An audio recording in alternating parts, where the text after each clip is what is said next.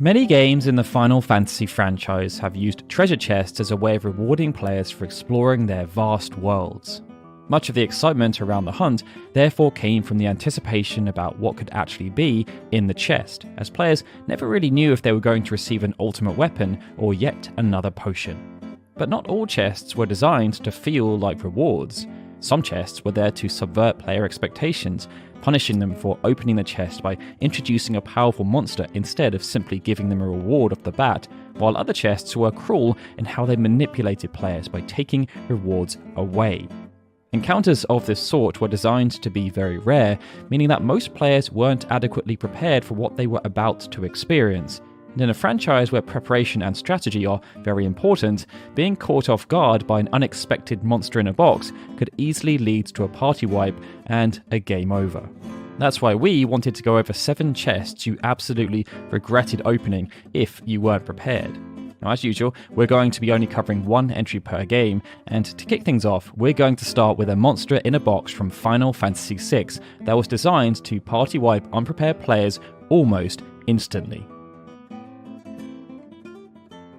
Final Fantasy VI is, without doubt, a game that is adored amongst the fanbase, with players appreciating the expansive optional content that was added over time. In this regard, one of the most well-known pieces of optional content is a bonus dungeon called the Dragon's Den, as this was where players could face reincarnated and powered-up versions of all 8 legendary dragons. But as harrowing as the legendary dragons made the dungeon on their own, other features then added to the challenge. And one such feature was the presence of 3 chests that hid a secret boss encounter inside. All 3 battles were particularly difficult, but the encounter with Plague has been responsible for many party wipes against unprepared players.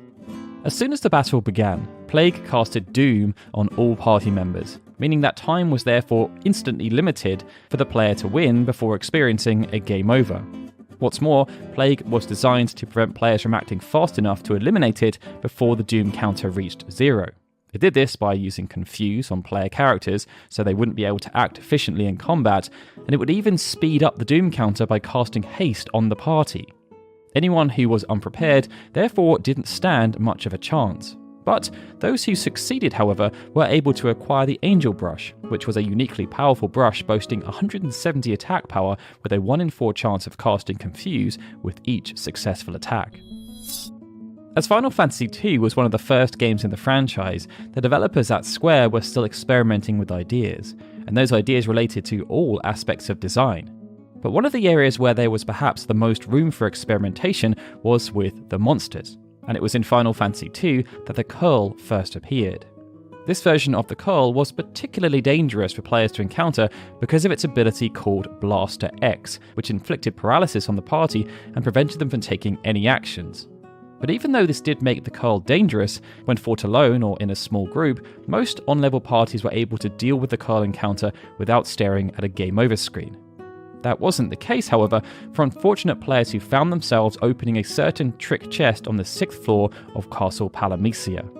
Doing so sent players into an encounter with a group of Curls accompanied by Lamia Queen, which was a boss earlier in the game.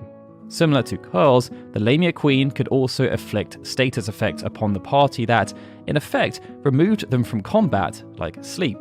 This configuration of enemies tore through many unprepared parties by simply limiting how often they could actually take actions before hammering them with high amounts of damage, with no fear of any kind of retaliation. Now, as we mentioned with Final Fantasy VI, Square has always been a fan of adding new elements into games they remaster or re-release for fans. And when Square released the Game Boy Advance version of Final Fantasy V, this unsurprisingly meant they added a few new things to the game as well, including a new super boss called Neo Shinryu, which served as a powered-up version of one of the original super bosses, Shinryu. Much like its predecessor, which was also a monster in a box which granted players the Ragnarok upon defeat, Neo Shinryu also appeared inside a box, this time guarding Ultima Weapon. Due to its designation, it's probably not too surprising to hear that Neo Shinryu was actually a very difficult encounter, even for high-level parties that were prepared, and this was because of its high stats, large number of powerful abilities, and the ability for it to become temporarily invincible. Many of Neo Shinryu's attacks dealt percentage-based damage, meaning it could cut down the HP of full parties, bringing them to a state where they were susceptible to being knocked out. Neo Shinryu also had multiple reaction attacks, which kept the pressure on players throughout the fight, with abilities like White Hole, which inflicted death and petrify on the attacking party member, or abilities like Doom, which could then instantly kill the character after a set period of time. But even if a party managed to bring the super boss's HP to 0, they could still lose the fight, because Neo Shinryu casted powerful spells as it died, slamming the party with both Giga Flare and Meteor in an attempt to take them down at the same time. Now, there's a notion that ultimate weapons should never be easy to obtain, but in the case of the Zodiac Spear, it was less hard work that was needed and more luck. That, or psychic abilities. This was because there were two ways to obtain the Zodiac Spear in the original version of Final Fantasy XII, and both were rather cruel. We're going to focus on the first way, however, as it aligns well with this video.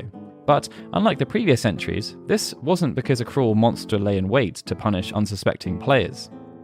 In the Necrol of Nabudis, players could find a set of 16 chests laid out in a grid.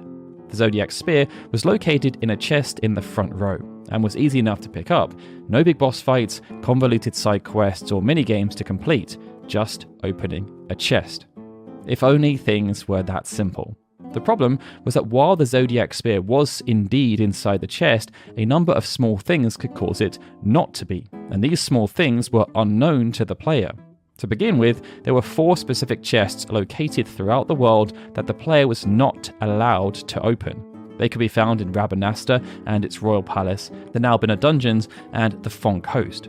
If any of these were opened by the player, the Zodiac Spear would no longer be available in the Necrol.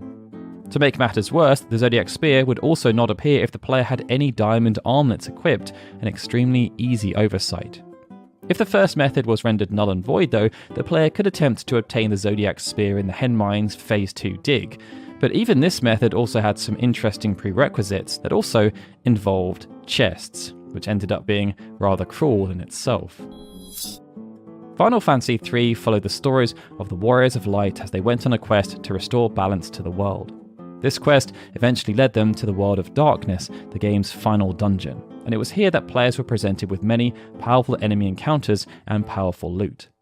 4 chests in the World of Darkness contained 4 of the 5 ribbons that could be found throughout an entire playthrough of the game, and as they were one of the best pieces of equipment in the game, warding against most status ailments and providing high resistance to most elements, they were very valuable. However, any player who opened one of the 4 chests containing a ribbon would first have to defeat Xandei's clone.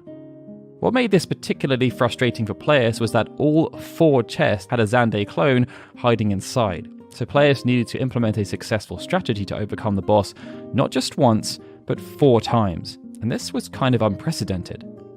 Given that Xandei's clone was able to cast Quake, Flare, Meteor, Thunderguard, Protect, and Haste, it was no pushover, and the damage from those spells was able to quickly add up, risking a party wipe. Although each clone was slightly weaker than the original Xandei, being just 1 level lower, it was still an unwelcome surprise each time a player opened a chest, only to find yet another clone. Final Fantasy X was a game centered around the party going on a long pilgrimage across the world of Spira. This kept players on a mostly linear path for a majority of the game, and this persisted until they gained access to the airship in the late game. Once players could then use the airship, they were able to find various secret locations on the world map by choosing to travel to specific hidden coordinates, and one of those secret locations was the Omega Ruins. Many of the fiends encountered in this dungeon, like the Great Marlborough, were capable of wearing down even well-prepared parties who'd filled out large chunks of their sphere grids. This meant that any time navigating the dungeon was quite risky. Throughout the dungeon though, the development team hid 4 groups of chests that either contained a mimic or one of 12 treasures.